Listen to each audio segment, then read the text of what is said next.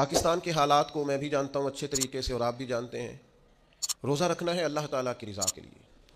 تو جو شخص جس منصب پر موجود ہے ان سب سے میری گزارش ہے کہ وہ روزہ بھی رکھیں، یہ بھی عبادت ہے. اور اگر وہ تاجر اور دکاندار ہیں تو غریبوں کو چیزیں بھی سستی دیں، یہ بھی عبادت ہے. وہ روزہ رکھیں، یہ بھی عبادت ہے. اور اگر وہ آفیسر ہیں، کسی ادارے میں بیٹھے ہیں، لوگ تنخواہ لینے جا رہے ہیں، تو وہ یاد رکھیں جس طرح انہوں نے روزہ رکھا ہے اور وہ عبادت ہے. اور نیچے ان کے ہاتھ میں تسبیح ہے، ان کے ٹیبل کے نیچے دکھائی دے رہی ہے، وہ عبادت ہے. تو اس کے ساتھ یہ بھی عبادت ہے کہ جو سائلین لائنوں میں لگے ہوئے ہیں جلدی جلدی ان کے مسائل حل کیے جائیں، اس پر بھی اللہ عبادت کا اجر عطا فرمائے.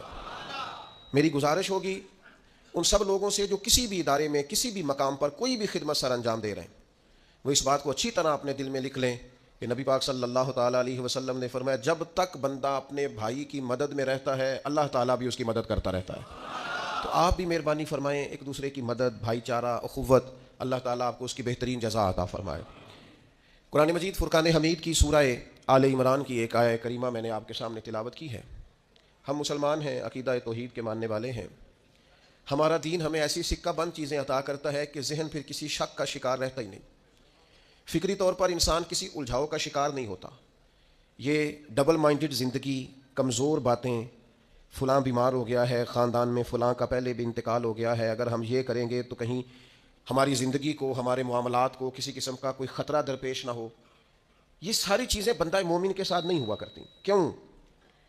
اس لیے کہ اللہ تعالیٰ نے قرآن مجید کے اندر ارشاد فرمایا کہ وَمَا كَانَ لِنَفْسٍ أَن تَمُوتَ إِلَّا بِإِذْنِ اللَّهِ كِتَابًا مُؤَجَّلًا. فرمایا یہ نہیں ہو سکتا کہ کوئی شخص انتقال کر جائے، فوت ہو جائے، مگر یہ کہ اللہ کے حکم سے. یعنی موت جس کو بھی آئے گی اللہ کے حکم کے ساتھ آئے گی. اور موت آگے پیچھے ہو کے نہیں آیا کرتی. یہ نہیں ہو سکتا کہ کسی شخص نے چاہا آپ کو مار دیا تو اس کے چاہنے سے آپ مر گئے. فرمایا کتابًا مؤجلا، موت کا وقت لکھا ہوا ہے، وہ اپنے مقررہ وقت پہ آئے گی، نہ ایک لمحہ پیچھے ہوگی نہ ایک لمحہ آگے ہوگی. تو بتائیے جب موت کا وقت لکھا ہوا ہے اور آئے گی بھی اللہ کے حکم سے، تو پھر اس سے ڈرنے کا کیا مطلب ہوا؟ پھر کمزور پڑنے کا کیا مطلب ہوا؟ پھر بیماری پریشانی آنے پر ذہنی الجھاؤ کا شکار ہونے کا کیا مطلب ہوا؟ پھر حق بات سہم کر اور ڈر کر کہنے کا کیا معنی ہوا؟ یاد رکھیں کہ میرے عزیز، بندہ مومن جب یہ طے کر لیتا ہے کہ موت آئے گی تو اللہ کے حکم سے آئے گی، بغیر اللہ کے حکم کے موت آ سکتی نہیں. اور آئے گی تو کتابًا مؤجلا، مقررہ وقت پر آئے گی. وقت آگے پیچھے ہو سکتا. اب اسے مضبوط ہو جانا چاہیے، اب اسے طاقتور ہو جانا چاہیے. آپ کو پتہ ہے فلسطین کے حالات کس قدر تکلیف کا شکار ہیں، اور جب سے یہ مسئلہ ہوا ہے اب سے لے کر اب تک درد، تکلیف، خون، اذیت، بھوک، تڑپ، بے بسی، کمزوری اور مسلمانوں کی بے حسی بڑھتی جا رہی ہے. پتہ ہے اس کی وجہ کیا ہے؟ اس کی وجہ جو نبی پاک علیہ السلام نے ہمیں بتائی ہے نا، وہ یہ بتائی ہے کہ زندگی سے جب تمہیں پیار ہو جائے، دنیا سے جب تمہیں پیار ہو جائے، اور موت سے جب تم ڈرنے لگو، پھر تمہیں وہن ہو جائے گا، پھر کافر تم پر لپکیں گے، پھر تم کمزور ہو جاؤ گے. جب جینے کی ہرس بڑھ جائے، جب آسودہ طرز زندگی انسان کی طبیعت سے لگ جائے، پھر اس کا مرنے کو جی نہیں چاہتا. پوری امت کا اس وقت سب سے بڑا مسئلہ یہ ہے کہ ہم کسی نہ کسی مقام پر آسان طرز زندگی کے عادی ہو گئے، سہولیات میں جینا شروع کر دیا. ہم کسی قسم کی بھی کوئی تکلیف برداشت کرنے کو تیار نہیں، کسی قسم کا بھی کوئی درد قبول کرنے کو تیار نہیں. ہم سفر بھی تیز کرنا چاہتے ہیں اور یہ بھی چاہتے ہیں کہ سامنے سے ہوا بھی ہمیں تیز نہ پڑے. یاد رکھیں جتنی تیزی سے جہاز اڑتا ہے اتنی تیزی سے ہی اسے مخالف ہوا کا سامنا بھی کرنا پڑتا ہے. لیکن تم دیے باد مخالف سے نہ گھبرا اے عقاب، یہ تو چلتی ہے تجھے اونچا اڑانے کے لیے. اپنی زندگی میں موت کا خوف، موت سے بھلا کون ڈرتا ہے؟ قرآن مجید فرماتا ہے موت سے منافق اور کافر ڈرتے ہیں. یہ موت سے ڈرتے ہیں، بجلی آتی ہے، کڑک آتی ہے تو یہ ڈرتے ہیں. موت کے ڈر سے کیا کرتے ہیں؟ یہ اپنے کانوں میں انگلیاں ڈال لیتے ہیں من السوائی کی، کڑک کی وجہ سے. کیوں انگلیاں ڈال لیتے ہیں؟ یہ کڑک ہی ہوئی ہے، صرف بادل ہی گرجا ہے، انگلیاں ڈالنی کانوں میں. یہ منافقین کی بات پہلے سپارے میں ہو رہی. اس کڑک کو بھی نہیں سہ سکے، برداشت نہیں کر سکے، انہوں نے انگلیاں کانوں میں ڈالنی. وہ کڑک یعنی صرف آواز ہی تھی. ابھی اللہ فرماتے ہیں یہ اس کڑک کو بھی نہیں سہ سکے کانوں میں انگلیاں ڈالنی. کس لیے؟ حذر الموت، موت کے ڈر سے. لیکن کافر منافق بچ اس لیے نہیں سکتے کہ واللہ محیط بالکافرین، اللہ کافروں کو گھیرنے والا ہے. کافر اور منافق موت سے ڈرتا ہے، مومن موت سے. ایمان جیسے جیسے مضبوط ہوتا جاتا ہے ویسے ویسے تو اس کے اندر طاقت آتی رہتی. ایک تو وہ بندہ موت سے ڈرتا ہے جس کے پاس کامل ایمان نہیں، اور دوسرا جن لوگوں کی زندگی بڑی آرام دہ ہو جاتی ہے نا، وہ محل بنایا ہے، وہ کیا خوبصورت اے سی لگا ہے، اور سردیوں میں گرم کرنے کے لیے مشینیں لگی ہیں گھر کو، اور جناب بہترین صوفے ہیں، قالین ہیں، فریزر نعمتوں سے بھرا ہوا ہے. زندگی اتنی آسودہ کر لی ہے، تیرے صوفے ہیں افرنگی، اور تیرے کالی ہیں ایرانی، لہو مجھ کو رلاتی ہے جوانوں کی تان آسانی۔ یہ لوگ پھر موت سے ڈرتے ہیں، زندگی بڑی آسودہ ہے، یہ اتنا پیسہ جب اتنا مال انسان کما لے اور اتنی آسان زندگی اختیار کر لے، پھر کوئی چھوڑ کے مرنے کو جی چاہتا ہے؟ لیکن اگر زندگی ان لوگوں کی طرح ہو جن کا طرز زندگی سادہ ہے، یعنی تھوڑا سا ہے، انہوں نے لمبے چوڑے آسائشیں جمع نہیں کی، ان کے لیے پھر مرنا بھی مشکل ہے نہیں ہوتا۔ تیسرا کون بندہ موت سے ڈرتا ہے؟ جس کو دنیا سے پیار ہو جائے نا، مال و دولت سے عشق ہو جائے، وہ لوگ بڑا ڈرتے ہیں موت سے۔ اتنی مشکل سے مربے بنائے، اتنی مشکل سے بینک بیلنس بنایا، اتنی مشکل سے دنیا جمع کی، اب چھوڑ کے مر جائیں، وہ کیسے مریں گے؟ وہ حضرت شاہ فرید الدین عطار رحمۃ اللہ علیہ کہتے ہیں، میں تصوف طریقت معرفت کے راستے میں آنے سے پہلے نا عطر بیچتا تھا، عطار عطر فروش کو کہتے ہیں۔ میں عطر بیچتا تھا تو میری دکان پہ ایک بزرگ آئے جو میری توبہ کا سبب بنے۔ بابا جی سیدھے سادے تھے، خوشبو بڑی مہنگی مہنگی، میں نے اس دور کے جو آپ اپنے لفظوں میں سمجھ لیں جو برانڈ تھی نا، زیادہ مہنگی خوشبوئیں تھیں، جو بادشاہ، وزیر، مشیر، مال، اس طرح کی خوشبوئیں میں نے رکھی ہوئی تھی۔ بابا جی آئے تو کبھی ایک شیشی دیکھیں، کبھی دوسری دیکھیں، کبھی تیسری دیکھیں، تو اچھے سیلز مین جو ہوتے ہیں وہ گاہک سے خود بڑھ کے پوچھ لیتے ہیں کیا چاہیے۔ کہتے میں نے آگے بڑھ کے پوچھا بابا جی کیا چاہیے، تو بابا جی کہنے لگے پتر کچھ بھی نہیں۔ تو کہا پھر دیکھ کیا رہے ہیں؟ کہنے لگے دیکھ رہا ہوں تیری جان بڑی مشکل سے نکلے گی۔ تو کہتے میں نے کہا جی وہ کیوں؟ کہنے لگے اتنا مال جمع کیا ہے، جب تو مرنے لگے گا کبھی یہ والی بوتل یاد آئے گی، کبھی یہ والا شو کیس یاد آئے گا، کبھی یہ والا، نہیں سمجھ آئی؟ یعنی کبھی یو بی ایل والا اکاؤنٹ یاد آئے گا، کبھی مسلم کمرشل والا، اب آ گئی یہ سمجھ، کبھی وہ جناب وہ ایچ بی ایل والا یاد آئے گا، تو بڑی مشکل ہو جائے گی، تو کیسے مرے گا؟ تو کہتے ہیں میں دنیا دار تھا، مجھے غصہ آیا، میں نے بڑے تلخ اور طنزیہ لہجے میں کہا میری جان تو مشکل سے نکلے گی تو تیری کیسے نکلے گی؟ کہتے بابا کہنے لگا بیٹا ادھر آنا باہر۔ میں سین میں آیا، وہ زمین پہ لیٹا، اس نے کلمہ پڑھا اور اس کی روح پرواز کر گئی، میری یوں نکلے گی، عرش فرشتے بانگا ملیاں نہیں تے مکے پہ گیا شور، بلے شاہ ایسا نہیں مرنا، یہ تے مر گیا ہی کوئی اور، ایسے نکلے گی میری۔ کہتے ہیں اس نے کلمہ پڑھا، روح پرواز کر گئی، میں نے کفن دفن کا بندوبست کیا، ساری رات میں سوچتا رہا یہ بھی منظر ہوتا ہے دنیا میں، اتنی آسانی سے شخص چلا گیا۔ فرماتے ہیں بس پھر میں نے بھی صبح خیرات کی، کاروبار کو اتنا کیا جتنی مجھے ضرورت ہے، اور پھر میں نے بھی اپنا زیادہ وقت اپنے رب کی رضا کے لیے گزارنا شروع کیا۔ عزیز دوستو، دنیاوی مال و متاع کا پیار خوف پیدا کرتا ہے، خوف۔ اور میں آپ سے عرض کروں ریاکار بھی بزدل ہوتے ہیں، وہ بھی موت سے ڈرتے ہیں، جو کچھ کیا دکھلاوے کے لیے کیا، اخلاص ہے ہی نہیں۔ مخلص بندہ کبھی موت سے ڈرتا، چھپا چھپا کے نیکیاں کی ہیں، چھپا چھپا کے قرآن پڑھا ہے، چھپا چھپا کے تلاوتیں کی ہیں، چھپا چھپا کے درود پڑھا ہے، کونوں میں بیٹھ بیٹھ کے نعتیں سن کے حضور کی یاد میں رویا ہے۔ اس نے کسی کی مدد کی ہے تو اس نے بڑی چھپا چھپا کے کی ہے، نیکیاں مخلصانہ ہے، اس لیے یہ بندہ موت سے نہیں ڈرتا، یہ بہادر ہوتا ہے، طاقتور ہوتا ہے، اس کے مزاج کے اندر کمزوری نہیں ہوتی، اسے پتہ ہوتا ہے کہ میں نے یہاں کے لیے جمع نہیں کیا، میں نے تو وہاں کے لیے جمع کیا ہوا ہے، لہٰذا یہ دوڑتا ہے، یہ ڈرتا نہیں۔ اور پھر زیادہ لوگ وہ ڈرتے ہیں موت سے جو موت سے نہیں ڈرتے، اپنے اعمال سے ڈرتے ہیں۔ انہیں پتہ ہوتا ہے دنیا میں تو گناہ چھپے ہوئے ہیں، مر گئے تو کھل جائیں گے، وہ ڈرتے ہیں۔ جن لوگوں نے اپنے کردار کو بعظمت نہیں کیا ہوتا، باوقار نہیں کیا ہوتا، کردار میں خوبصورتی اور حسن نہیں پیدا کیا ہوتا، وہ لوگ ڈرتے ہیں موت سے۔ اور جنہوں نے کردار پر توجہ دی ہوتی ہے، عمل میں خوبصورتی ہوتی ہے، ان کو تو پتہ ہوتا ہے کہ ہم نے اپنی زندگی یہاں کے لیے گزاری نہیں، گزاری وہاں کے لیے، اس دیس کے ہمراہ ہی ہے، تو یہ لوگ موت سے ڈرتے۔ اب میں آپ سے عرض کروں موت سے پیار بھلا کون کرتا ہے؟ کچھ لوگوں کو موت سے محبت بھی ہو جاتی ہے۔ ایک تو وہ شخص موت سے پیار کرتا ہے جس کا آخرت پر کامل یقین ہو، جسے یقین ہونا مرنے کے بعد نعمتیں ملیں گی، کرم ملے گا۔ نبی پاک صلی اللہ تعالیٰ علیہ وسلم نے نا بدر کے دن فرمایا دوڑو بھائی اس جنت کی طرف جس کی چوڑائی زمین آسمان کے برابر ہے۔ تو حضرت عمیر رضی اللہ تعالیٰ عنہ انصاری صحابی تھے، فرمانے لگے حضور جنت زمین آسمان کے برابر چوڑی ہے؟ قرآن مجید نے کہا نا اللہ کی بخشش اور جنت کی طرف دوڑو، جنت زمین آسمان جتنی چوڑی ہے، صرف چوڑائی بتائی ہے، لمبائی نہیں بتائی۔ فرمایا تم نے جو چیز سب سے زیادہ دیکھی ہے وہ زمین آسمان ہے، اتنی جنت صرف چوڑی ہے، اور کسی بھی چیز کی چوڑائی زیادہ نہیں ہوتی، لمبائی زیادہ ہوتی ہے۔ حضور فرمانے لگے اس جنت کی طرف دوڑو، تو حضرت عمیر انصاری رضی اللہ تعالیٰ عنہ عرض کرنے لگے حضور جنت زمین آسمان کے برابر چوڑی ہے؟ حضور نے فرمایا ہاں۔ تو حضرت عمیر کہنے لگے واہ واہ واہ واہ واہ، یقین کامل تھا نا کہ جنت ملے گی، آخرت کی نعمتوں پر واہ واہ اتنی چوڑی۔ تو حضور فرمانے لگے واہ واہ کیوں کر رہے ہو؟ عرض کرنے لگے حضور اللہ کی رحمت دیکھ کے واہ واہ کر رہا ہوں۔ پھر وہ کھجوریں کھا رہے تھے، جھولی میں کھجوریں تھی، پھر 2 منٹ لگے کھجوریں چھوڑ دیں، کہنے لگے یار دیر کیوں کرنی ہے، یہاں بیٹھ کے کیوں کھائیں، جنت میں جا کے کھائیں گے۔ فوراً میدان کارزار میں اترے، تھوڑی دیر جنگ ہوئی، اللہ تعالیٰ نے شہادت عطا فرما دی۔ آخرت پر یقین ہو تو پھر بندے کو نا پیار ہو جاتا ہے، اور حضور نے فرمایا موت تو مومن کے لیے تحفہ ہے، پھر تو یہ تحفہ اسے نصیب ہو جاتا ہے۔ اور پھر جن لوگوں کی اللہ کی رحمت پر امید ہوتی ہے نا کہ اللہ مہربان زیادہ ہے، حضور علیہ الصلوۃ والسلام نے فرمایا رب کے ساتھ تم جس طرح کا گمان کرتے ہو اللہ بھی تمہارے ساتھ اسی طرح کا معاملہ فرماتا ہے۔ کامل امید ہونا اللہ کی رحمت کی۔ اپنے ذہن میں کبھی مایوسی نہیں پیدا کرنی، کمزور نہیں پڑنا. ہم گناہ گار ہیں، ہم سیاہکار ہیں، ہمارے اندر خطائیں ہیں، پر غلام بھی تو مدینے والے محبوب کے ہیں نا، کلمہ بھی تو نبی کریم کا پڑھتے ہیں نا، اللہ مہربان بھی تو بڑا ہے نا. ہمیں غور بھی کرنی ہے، احساس بھی پیدا کرنا ہے، لیکن مایوسی کا شکار نہیں ہونا. کتنی بڑی بات ارشاد فرمائی، فرمایا لا تقنطوا من رحمت اللہ، تم نے میری رحمت سے نا امید نہیں ہونا. اللہ کی رحمت سے نا مالک کیا ملے گا؟ فرمایا ان اللہ یغفر الذنوب جميعا، اللہ سارے گناہ معاف فرما دے گا. تو جن لوگوں کو اللہ کی رحمت پر، نبی کریم علیہ السلام تشریف فرما ہے، امام غزالی نے لکھا ہے ایک بدو آ گیا، دیہاتی سادہ آدمی. سادے بندے بھی سادے ہوتے ہیں، ان کا بھی اپنا طرز زندگی ہوتا ہے.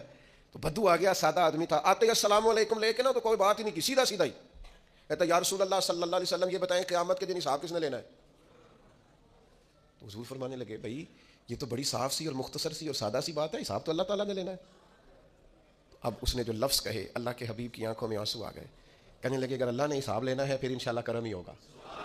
تو حضور فرمانے لگے تمہیں یہ امید کس طرح ہے؟ تو عرض کرنے لگے یا رسول اللہ کریم جب غالب آتا ہے تو معاف ہی کرتا ہے. جب کریم کا غلبہ ہوتا ہے نا، کریم بندہ جب کسی پہ قبضہ کر لے تو پھر معاف کرتا ہے، تو اللہ تو سب سے بڑا مہربان ہے. وہ بات کی اور اگلا جملہ ہی کوئی نہیں کہا، وہ چلے گئے. تو حضور علیہ السلام نے اب اس بات پر رزلٹ دیا، فرمانے لگے کریم محبوب بندہ سادہ تھا، بات بہت بڑی کر گیا ہے، بڑی بات کر گیا ہے، سادہ آدمی تھا. میرے عزیز، اللہ کی رحمت پر جن لوگوں کو امید ہو انہیں موت سے ڈر، اور پھر جن کو محبوب کی ملاقات کا شوق ہو نا، ہم نے جان دے دی وعدہ دیدار پر. ہم سے وعدہ کیا گیا تھا کہ تم مرو گے نا تو تمہیں دیدار ملے گا، تو ہم نے جان ہی دے دی وعدہ دیدار پر، جان ہی دے دی وعدہ دیدار پر. اور پھر فرماتے ہیں نقد اپنا دام ہو ہی جائے گا. فرماتے ہیں ہم نے جان دی ہے اس وعدے پر کہ وہ ملے گا، تو امید ہے کہ یہ سودا ادھار نہیں. جیسے ہی قبر میں جائیں گے سامنے حضور کی زیارت نصیب ہو جائے گی. اس لیے لحد میں بھی عشق رخ شاہ کا داغ لے کے چلے، اندھیری رات سنی تھی سو چراغ لے کے چلے. یہ حدیث آپ نے بھولنی نہیں، یہ تنہائیوں میں یاد رکھنے کی روایت ہے، یہ تنہائیوں میں پڑھنے کی روایت. یہ اپنے ذوق کو تازہ، جو لوگ کہتے ہیں نا وجد سرور کیف میں جانا چاہتا ہوں، وہ مشکات شریف کی اس حدیث کو دیکھے. اللہ کے حبیب علیہ السلام نے فرمایا لوگوں میں تمہیں بتاؤں قیامت کے دن اللہ تعالیٰ بندوں سے پہلا سوال کیا فرمائیں گے اور بندے اس کا جواب کیا دیں گے؟ یا رسول اللہ کرم فرمائیے، بتائیے. تو کریم فرمانے لگے اللہ تعالیٰ قیامت کے دن بندوں سے سب سے پہلا سوال، اگرچہ بعض اور حدیث میں اور سوالات بھی آئے ہیں قیامت میں جو سب سے پہلے ہوں گے، لیکن اس حدیث میں یہ والا سوال حضور نے بیان فرمایا. حضور فرمانے لگے اللہ قیامت کے دن اپنے بندوں سے سب سے پہلا سوال یہ فرمائے گا کیا تم میری ملاقات کو پسند کرتے تھے؟ اوئے ہوئے ہوئے، کیا تمہارا ملنے کو جی چاہتا تھا؟ کبھی اے حقیقت منتظر نظر آ نہ لباس مجاز. اقبال کہتے ہیں تیرے کرم اتنے ہیں دل کرتا ہے تجھے دیکھیں، کبھی کبھی اے حقیقت منتظر نظر آ نہ لباس مجاز میں. لاکھوں سجدے تڑپ رہے ہیں میری جبین نیاز میں، تمہارا دل کرتا تھا مجھ سے ملنے کو؟ حضور فرماتے بندے عرض کریں گے مالک بڑا دل کرتا تھا. تو پھر اللہ فرمائیں گے یہ گفتگو کی معنویت تو دیکھو یار، اس کا حسن تو دیکھو. اللہ پھر پوچھیں گے کیوں دل کرتا تھا تمہارا؟ دل کرتا تھا تو کیوں کرتا تھا؟ عرض کریں گے مالک اس لیے کہ ہمیں امید تھی کہ تو معاف بھی کر دے گا، رحمت بھی فرمائے گا. اس معافی کی امید پر دل کرتا تھا تو ملے. حضور فرماتے ہیں پھر رب فرمائے گا مجھ پر واجب ہے، میں نے اپنے کرم سے واجب کر لیا ہے کہ آج تمہیں جنت عطا کروں گا. یہ جو ملاقات ہے نا، ملاقات کہ وہ ملیں گے، ان سے ملاقات ہوگی. عمر بیت گئی نا نام جپتے، عمر بیت گئی نا تذکرہ کرتے. ہم سے بھی لوگ پوچھتے ہیں کیا کمائی کی، کیا زندگی میں حاصل کیا؟ تو ہم کہتے ہیں شرق سے غرب تک، ملک کے کونے سے لے کر دوسرے کونے تک مدینے والے کی بات کی ہے، حضور کا ذکر کیا ہے. نبی پاک اور میں اپنی حیاتی تو قربان تھی، وہاں ساری محمد محمد پکیندے گزر گئی ساری. یہ اعزاز ہے، یہ کرم ہے. اب کیا ہوتا ہے گناہگار لوگ اتنا بڑا دعویٰ تو نہیں کر سکتے، لیکن دل تو چاہتا ہے نا کہ چلو جس کا نام لیا ہے اس کی کبھی زیارت بھی ہو، کبھی ملاقات بھی ہو، کبھی نظر کرم بھی ہو. کسی نے اپنے محبوب سے کہا تھا کہ ذرا ایک نظر مجھ پہ بھی کیجئے. تو قریب بیٹھے ایک شخص نے کہا یار تو نے بڑا دعویٰ کیا ہے، جو محبوب ہوتے ہیں ان کو تکلیف نہیں دی جاتی، تو کہتا ہے پورا چہرہ ہی تیری طرف پھیرے. تو پھر اس نے اس درویش سے پوچھا کہ میں بھلا پھر کیا کروں، میرا دل تو میرا بھی کرتا ہے نا. چلو یہ تو آپ کی بات ٹھیک ہے کہ اب میں محبوب سے کہوں کہ اتنی تکلیف کرے کہ میری طرف پورا رخ پھیرے تو ٹھیک نہیں، تو پھر بتائیں میں کیا کروں. تو اس نے کہا ان راہوں میں کھڑا ہو جا جن راہوں کی طرف وہ کریم دیکھتا ہے. چلو اسی با کردار کو دیکھتے دیکھتے بیچ میں تیرے اوپر بھی نظر، مجھ پہ محشر میں نصیر ان کی نظر پڑ ہی گئی، مجھ پہ محشر میں نصیر ان کی نظر. اوئے ہوئے، اللہ کرے آپ کو بھی وہ لطف آئے جو مجھے آ رہا. کہتے ہیں مجھ پہ محشر میں نصیر ان کی نظر. یہ انتہائی عاجزی ہے کہنے والے کی. اس نے بالکل اپنے آپ کو ختم کر کے کہا کہ میں قابل تو نہیں تھا اور میں پھر تکلیف دیتا کہ میری طرف دیکھیں اسپیشل میرے لیے وقت نکالیں. پر کرم یہ ہوا کہ مجھ پہ محشر میں نصیر ان کی نظر پڑ ہی گئی. کہنے والے اسے کہتے ہیں خدا کا کرنا. کہنے والے اسے کہتے ہیں خدا کا کرنا. اللہ نے کیا کہ نظر مجھ پر پڑ ہی گئی, اور جب پھر پڑ گئی تو تیری ایک نظر کا کمال ہے اور میری زندگی کا سوال ہے. بس جب پڑ گئی تو سو پھر پڑ گئی. موت سے وہ بندہ کبھی نہیں ڈرتا جسے ملاقات کا شوق ہو. ملنا چاہے داتا علی اجمیری سے اور موت سے ڈرے, ملنا چاہے حضرت غوث پاک جیلانی سے اور پھر موت سے ڈرے. زندگی گزری ہو علی علی کرتے پھر موت سے ڈرے. عمر بھر سیدنا عثمان غنی کی سخاوت کی بات کی ہو اور پھر جنت میں جا کے ان سے ملنے کا شوق پیدا نہ کرے. ساری زندگی سیدنا فاروق کا عدل بیان کیا ہو, ساری زندگی ان کے انصاف کا تذکرہ کیا ہو, پوری امت کو بتایا ہو کہ اگر جینا چاہتے ہو تو عمر کے رستوں پر چلو, اور پھر یہ موت سے ڈرے اور مار کے جناب فاروق اعظم کی زیارت کو پسند نہ کرے. جسے صدیق کی وفائیں یاد ہو, جنہیں جناب ابو بکر صدیق کا عشق یاد ہو, وہ پھر ان کی زیارت نہ کرنا چاہے اور ساری عمر حضور کی نعت پڑھی ہو. مانا نہیں آتا تھا پھر بھی کہا بلغ العلا بکمالہ کشف الدجی بجمالہ حسنت جمیع خصالہ صلوا علیہ وآلہ. سے نہیں ترجمہ آتا تھا, پر جب بھی کو پڑھتا تھا یہ بھی جھومتا تھا مولا صلی وسلم دائما. میں آپ کو بتاتا ہوں, توتلا آدمی, توتلا اور دیوانہ مجذوب بیچارہ, سمجھ نہیں, توتلا بولنا بھی ٹھیک نہیں آتا. مجھے نماز کا سلام پھرا تو وہ جلدی آ گئے, اور ایک مجذوب آدمی تھے, سادے تھے, تو سلام لی تو کہنے لگے میں گل کرنی سی. تو میں نے ان سے کہا کہ تھوڑی دیر کے بعد ملتے ہیں. سادہ آدمی ہے, اللہ مجھے معاف کرے, میں کوئی نقل تو نہیں ان کی اتار سکتا. اس زبان کو ہم توتلی نہیں کہتے, ہم اس زبان کو بلالی زبان کہتے ہیں. یہ بڑی خوبصورت زبان ہوتی ہے. یہ جو توتلے لب و لہجے ہوتے ہیں نا, وہ جب بچہ پوری طور پہ اماں نہیں کہہ سکتا, توتلا ہوتا ہے تو کوئی مزہ آتا ہے اماں کو اماں کہلوانے میں. جب وہ پوری طور پر باپ کو بابا نہیں کہہ سکتا, توتلا ہوتا ہے تو کوئی مزہ آتا ہے کہنے میں. وہ جب دادی نانی دادا کہتا ہے تو دادے کا دل کرتا ہے یہ 100 بار کہے, کیونکہ اسے کہنا نہیں نہ آتا. لیکن اس توتلاہٹ میں جو اس کو لطف آتا ہے. مجھے بڑے لوگ آ کے شعر سناتے ہیں, میں نے بڑے خوشگلو نعت خانوں سے زندگی میں سنا ہے. وہ صاحب میرے پاس آئے اور میں نے کہا بعد میں ملیں گے. تو سادہ آدمی ہے, مجذوب ہے, پورا شعور نہیں رکھتا. مجھے کہنے لگا مصطفیٰ جان رحمت کے بعد, مصطفیٰ جان رحمت پہ لاکھوں سلام کے بعد, یعنی مانا یہ تھا کہ سلام کے بعد. اب بڑے بڑے سریلے بندوں سے بھی بندہ سنتا ہے, میرا دل کرے. اور میں نے جان بوجھ کے ان سے کہا دوبارہ کیا جائے ذرا, کیونکہ توتلے تھے نا. میں نے کہا, کہنے لگے مصطفیٰ جان رحمت پہ لاکھوں سلام کے بعد. او میرے عزیز یاد رکھو, ساری زندگی حضور کی نعتیں پڑھی, نبی پاک کے تذکرے سنے, اب موت سے ڈر جائے. حالانکہ موت تو ایک پل ہے, پل سے گزریں گے تو سامنے اللہ کا دیدار بھی ہوگا, مدینے والے کی زیارت بھی نصیب ہو. تو زیارت ہوگی اور ہر نظر کہاں اٹھے گی. محشر کے دن خوف سے ہر کلیجہ دہل جائے گا, اوڑھ کر کالا جبہ وہ آ جائیں گے اور سارے محشر کا نقشہ بدل جائے گا. یہ موت کا خوف نکالنے والی چیزیں ہیں, ڈر. اچھا مجھے ایک بات بتائیں, یہ میں امید کی بات کرنے لگا ہوں. چلیں اب یہ بات تو مشکل ہے پر کرنی پڑے گی, مجبوری ہے. کبھی کبھی ابا جی سے مار بھی پڑ جاتی ہے بندے کو, گھر میں کوئی 2-4 لگ بھی جاتی ہیں. اس وقت نا جو سب سے بڑا سہارا کسی کو نصیب ہوتا ہے وہ یہ ہوتا ہے کہ اللہ کرے اماں گھر میں موجود ہو. اور میں نے دیہاتوں میں کئی مائیں ایسی دیکھی ہیں جو بیٹے کے حصوں کی مار کھاتی ہیں.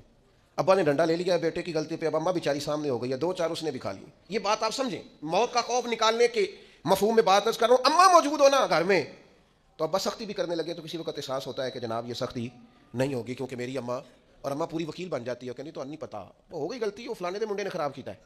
حالانکہ ہو سکتا ہے اس نے اس کو بھی خراب کیا ہو, لیکن وہ اماں وکیل ہے, وہ وکالت کر رہی ہے اور وہ بے لوز کر رہی ہے. ہوتا ہے ایسے, اس بات کو سمجھ لیں اچھے طور پر. موت کا خوف نہیں, ڈر نہیں, اس لیے کہ گھر میں ماں موجود ہو تو باپ کا ڈر نہیں ہوتا. تو قبر حشر میں تو رسول کریم موجود ہے, وہاں تو نبی کریم موجود ہے, وہاں تو اللہ کریم اپنی رحمت فرمائے گا بندوں پر. اس لیے خوف نہیں, پینک نہیں. اپنی غلطیوں کا احساس ضرور کریں, اپنے اعمال پر توجہ ضرور دیں, لیکن موت کے خوف تلے دبتے نہ جائیں. انشاءاللہ صبح قیامت کرم ہوگا. میرے نبی پاک علیہ الصلوۃ والسلام نے تو فرمایا ہے بس ہم نے ایمان کامل لے کے جانا ہے دنیا میں. حضور نے فرمایا ہے جس طرح 14ویں رات کا چاند چمکتا ہے اس طرح میرے غلاموں کے چہرے چمکیں گے قیامت کے. اللہ کے رسول صلی اللہ علیہ وسلم فرماتے ہیں جسم کے جن جن حصوں پر وضو کا پانی لگتا رہا وہ قیامت میں چمکیں گے. دور سے لوگ ان کا نور دیکھیں گے, پتہ چلے گا وہ محمد عربی کے غلام آ رہے ہیں. یہ کرم ہوگا صبح قیامت, یہ عطائیں ہوں گی. اس لیے مومن موت سے ڈرتا. سیدنا بلال حبشی رضی اللہ تعالیٰ عنہ, آخری وقت ہے, نزع کا عالم طاری ہے. اور یہ گفتگو دیکھیں غلاموں کی, آپ کی اہلیہ رو پڑی, کہنے لگی ہائے ہائے افسوس. حضرت بلال فرمانے لگے کیا ہوا؟ کہنے لگی افسوس ہے کہ آپ دنیا سے جا رہے ہیں. تو حضرت بلال نے مضمون ہی بدل دیا, سوچ کا زاویہ ہی بدل دیا. فرمانے لگے یہ افسوس کا مقام نہیں, یہ تو خوشی کا مقام ہے. اس لیے کہ میری آج آنکھیں بند ہوں گی، قبر میں کھلیں گی، مدینے والے محبوب سے بھی ملوں گا، حضور کے غلاموں سے بھی ملوں گا صلی اللہ تعالیٰ علیہ وسلم۔ تو موت تو مقام مسرت ہے، اور اگر یہ مل جائے زندگی میں، ایک بدو ایمان لے آئے، ابن ماجہ میں موجود ہے، حضرت ابو ہریرہ رضی اللہ تعالیٰ عنہ حدیث کے راوی ہیں، فرماتے ہیں کہ بدو ایمان لائے اور انہوں نے حضور علیہ السلام کے ساتھ ہجرت بھی کی، ابن ماجہ میں موجود ہے۔ تو نبی پاک علیہ السلام نے انہیں ایک صحابی کے ساتھ کر دیا، وہ ان کے کام کاج میں مصروف ہو گئے ان کے ساتھ۔ تو حضور علیہ السلام نے ایک جگہ سے مال غنیمت آیا، تو طریقہ مبارکہ یہ تھا کہ مال غنیمت میں سب کو حصہ دیا جاتا تھا، اگرچہ وہ جہاد پہ نہیں گئے لیکن حضور نے انہیں بھی حصہ دیا، تو وہ صحابی تو رو پڑے، عرض کرنے لگے حضور میں اس کے لیے تو ایمان نہیں لایا تھا۔ تو حضور نے فرمایا پھر بتائیے، گرچہ حضور جانتے ہیں کس لیے لائے تھے؟ عرض کی حضور میں تو اس لیے ایمان لایا تھا کہ میں رب کی راہ میں لڑوں گا اور میں اپنی جان پیش کروں گا، میں شہادت کے لیے ایمان لایا تھا، مجھے یہ مال دولت نہیں چاہیے۔ تھوڑی ہی دیر گزری کہ ایک اور مارکے کا اعلان ہو گیا، جنگ کا اعلان ہو گیا۔ حضور نے فرمایا چلو، وہ گئے اور چند ہی لمحے گزرے کہ وہ میدان میں اترے اور پھر شہید ہو گئے۔ صحابہ کرام ان کی مقدس لاش مبارک کو اٹھا کے محبوب کے قدموں میں لائے، تو نبی کریم نے کیا خوبصورت بات ارشاد فرمائی، حضور فرمانے لگے دیکھو اس نے اللہ کی تصدیق کی ہے تو رب نے بھی اس کی تصدیق فرما دی۔ اور پھر یہ دو جملے محبوب کہتے کہتے اٹھے، اور پھر حضور نے اپنا جبہ مبارک اتارا اور اتار کے فرمایا اس بندے کو نا اس جبے میں کفن دے دو، اس میں اسے کفن دو، اس لیے کہ تو شہادت کے لیے ایمان لایا، موت کی آنکھوں میں آنکھیں ڈال کے جیا، اپنی زندگی کمزور نہ گزارے۔ مسلمانوں پہ کافر کا روب طاری ہو گیا ہے، ایک تو ہوتا ہے نا کہ کوئی مدد کرنا، کوئی آگے بڑھنا، فلسطین کا نام تک نہیں لے رہے حکمران زبان سے، ذکر تک نہیں کر رہے، چینل ذکر نہیں کر رہے، اتنا روب، اتنا کفر کا خوف، صرف اس لیے کہ ہمیں موت کا ڈر ہے، مر جائیں گے تو بستر پہ نہیں مریں گے، بیماریوں سے نہیں مر جاتے لوگ۔ خدا کے بندو اپنی زندگی میں اتنا خوف اگر موت کا پیدا کر لو گے۔ حضرت سعید ابن جبیر رضی اللہ تعالیٰ عنہ بہت بڑے فقیہ تھے، حجاج بن یوسف نے بلایا اور کہنے لگا میں تمہیں موت دینے لگا ہوں، مار دوں گا تمہیں، بڑا ظالم آدمی تھا، بڑے لوگ اس نے قتل کیے تھے۔ حضرت سعید رضی اللہ تعالیٰ عنہ مسکرا پڑے اور غصے میں آیا، کہنے لگا کیوں ہنستے ہو؟ فرمانے لگے تو بڑا بیوقوف ہے، تجھے کس نے کہا زندگی اور موت تیرے ہاتھ میں، یہ تو تب آئے گی جب میرا رب چاہے گا۔ کہنے لگا لے جاؤ ان کو اور جا کے قتل کر دو۔ تو وہ جب جلاد لے جا رہے تھے تو آپ اور کھل کے مسکرائے، ہنسے، یہ آپ کی طاقت ہے کہ موت کو دیکھ کے مسکراہٹ ہو، لبوں پہ تبسم، رقصہ ہو، مسکرائے۔ جب آپ مسکرا رہے تھے تو اس کو اور غصہ آیا، واپس بلایا، کہنے لگا مسکراتے کیوں ہو؟ فرمانے لگے تیری جرت پہ مسکرا رہا ہوں، اور اس بات پہ مسکرا رہا ہوں کہ رب کتنا بے نیاز ہے، تیرے جیسے لوگوں کو بھی مہلت دے رکھی ہے، کتنا بے نیاز ہے، تیرے جیسے لوگوں کو مہلت دے۔ اور غصے، کہنے لگا میرے سامنے قتل کرو۔ حضرت سعید ابن جبیر رضی اللہ تعالیٰ عنہ نے منہ کعبے کی طرف کر کے پڑھنا شروع کیا، انی وجہت وجہی للذی فطر السماوات والارض حنیفا وما انا من المشرکین۔ آپ یہ پڑھ رہے تھے تو کہنے لگا اس کا منہ کعبے سے پھیر دو۔ کعبے سے منہ پھیرا تو آپ فرمانے لگے تو بڑا ہی بیوقوف ہے، میرا رب کو صرف کعبے کی طرف مقید ہے، وللہ المشرق والمغرب فینما تولوا فثم وجہ اللہ۔ چہرہ پھیر دیا جب اس نے تو آپ فرمانے لگے مشرق بھی اللہ کا، مغرب بھی اللہ کا، اور اللہ فرماتا ہے تم جدھر بھی منہ کرو ادھر ہی اللہ کی رحمت ہے۔ یہ پڑھا تو اب اس نے لٹایا، اور جب وہ آپ کو قتل کر رہا تھا تو حضرت سعید ابن جبیر کی ایک زوردار آواز گونجی، فرمایا یاد رکھنا مجھے اسی طرح قتل کرنا جس طرح تم خود قیامت میں قتل ہونا پسند کرتے ہو، میرا آخرت پر یقین کامل ہے، محشر میں عدالت لگے گی، میں تمہیں قتل کروں گا میں۔ حضرت سعید ابن جبیر کی وہ جرت تھی کہ دربار سارا لرز گیا حجاج کا۔ حضرت سعید ابن جبیر رضی اللہ تعالیٰ عنہ کہنے لگے اللہ اسے میرے بعد کسی پر مسلط نہ کرنا، میرا قتل آخری ہو، میرے بعد نہ ہو۔ ڈر گئے لوگ، سہم گئے، اور وہ جو جلاد آپ کو قتل کر رہا تھا اس کے بھی ہاتھ کانپ رہے تھے، اتنی جرت، موت کا ایک منٹ کے لیے خوف نہیں۔ حضرت سعید ابن جبیر رضی اللہ تعالیٰ عنہ شہید ہو گئے تو اتنا خون نکلا، اتنا خون نکلا، اتنا خون نکلا، خون بند ہی نہیں ہو رہا۔ ایک طبیب بیٹھا تھا، ہانپتے کانپتے ڈرے ہوئے سہمے ہوئے، حجاج کہنے لگا اس سے اتنا خون؟ تو کہنے لگا بادشاہ میں نے سالوں مریض دیکھے ہیں، اس کو پتہ چل جائے نا مرنے والا ہوں وہ تو اتنا خوف میں آتا ہے پہلے ہی اس کا سارا خون جم جاتا ہے اور سکڑ جاتا ہے اور اس کا خون جل جاتا ہے۔ یہ جو بندہ تم نے شہید کیا ہے نا اس میں ایک رتی برابر بھی موت کا خوف نہیں تھا، موت کے خوف سے بے نیاز تھا، اتنا خون نکلا۔ حضرت سعید ابن جبیر شہید ہوئے، اسی دن حجاج کے پیٹ میں درد شروع ہوا، صرف 15 دن حجاج بعد میں زندہ رہا ہے، 15 دن، اور ساری رات تڑپتا تھا، کہتا تھا مجھے خواب میں آ کے پیروں سے گھسیٹتے ہیں۔ حضرت سعید ابن جبیر چلاتا تڑپتا، 15 دنوں کے اندر طبیبوں نے کہا تیرا جو مرض ہے یہ کوئی آسمانی عذاب ہے۔ میرے عزیز موت سے ڈرے نہیں، بلکہ جو ظالم ہو ان کو ڈرا دیں، یہ مومن کی شان ہے۔ اپنی زندگی کے اندر سے موت کا خوف نکال دیں تاکہ زندگی کے جو دن ہیں وہ جیے تو جا سکیں، وہ انسان مضبوطی سے وقت سے گزار سکے۔ حضرت علی شیر خدا رضی اللہ تعالیٰ عنہ نا وہ جیکٹ نہیں پہنتے تھے جنگی، جو کمر پہ پیچھے لوگ پہنتے تھے نا تلوار کوئی مارے تو زخم نہ ہو، تو کسی نے مولا علی شیر خدا رضی اللہ تعالیٰ عنہ سے فرمایا پشت پر آپ وہ جیکٹ نہیں پہنتے لوہے کی؟ آپ فرمانے لگے پشت تو دکھانی نہیں تو، تو کہنے لگے موت سے ڈر نہیں آتا؟ فرمایا بالکل بھی نہیں. اور فرمایا مجھے بالکل ڈر نہیں آتا کہ میں موت پر آ گروں یا موت میرے اوپر جا گرے. ہم تو شہادت حضرت خالد بن ولید رضی اللہ تعالیٰ عنہ ایک دن نوجوانوں کو خطاب کرتے کرتے کہنے لگے موت سے کبھی نہ ڈرنا. میں نے ساری زندگی جنگوں میں گزاری ہے, میرے وجود پر ایک ذرہ بھی جسم کا حصہ ایسا نہیں جس پر زخم نہ ہو. اور جو کہتے کہتے رو پڑے. فرمانے لگے, یہ بات کرتے کرتے رو پڑے. فرمانے لگے دیکھ لو, زندگی ساری میدانوں میں گزاری ہے, لیکن شہادت اللہ تعالیٰ نے میرے لیے وہاں نہیں لکھی تھی, یہاں اللہ تعالیٰ نے اپنی رحمت کے لیے موت میرے لیے لکھی تھی. تو یہ تو اللہ کا کرم ہے. قریب ایک بزرگ صحابی اور بیٹھے تھے, فرمانے لگے آپ کی نیت شہادت کی تھی, انشاءاللہ آپ قیامت میں شہیدوں میں ہی کھڑے کیے جائیں گے. تو میرے عزیز خوف نہیں موت کا. آخر میں 2-3 گزارشات عرض کرنی ہے. ایک تو میری آپ سے گزارش ہے, جنہوں نے ابھی تک قرآن مجید کی تلاوت شروع نہیں کی, وہ ابھی سے آج سے 10 منٹ ٹائم ہو تو مسجد میں بیٹھ کے ایک رکوع پڑھ کے جائیں. قرآن مجید نہیں چھوڑنا. رمضان کا تعارف یہ ہے کہ شہر رمضان الذی انزل فیہ القرآن, تو قرآن مجید سے دلچسپی. دوسری میری گزارش ہے راشن بانٹنے والوں سے بھی کہ مہربانی کریں لائنوں میں لگانا چھوڑ دیں, اور لینے والوں سے بھی میری عرض ہے کہ اللہ تعالیٰ سارا سال عطا کرتا ہے, 3-4 ہزار کے لیے کیوں اپنے آپ کو آپ تکلیف میں ڈالتے ہیں؟ سارا سال اللہ دیتا ہے. اور پھر میری آپ سے یہ بھی اپیل ہوگی کہ طبیعتوں میں حلم پیدا کریں, بردباری پیدا کریں. یہ بڑی ضروری چیز ہے. مثبت سوچیں لائیں, روزہ ہماری تربیت کرتا ہے. اور پھر آپ سے یہ بھی اپیل کروں گا, رمضان شریف کی مقدس گھڑیوں میں صرف اپنے لیے نہیں سوچیں, امت کے لیے سوچیں. بالخصوص فلسطین کے مسلمانوں کے لیے کم از کم دعا مومن کا ہتھیار ہے, وہ تو جم کے کریں اللہ کے حضور.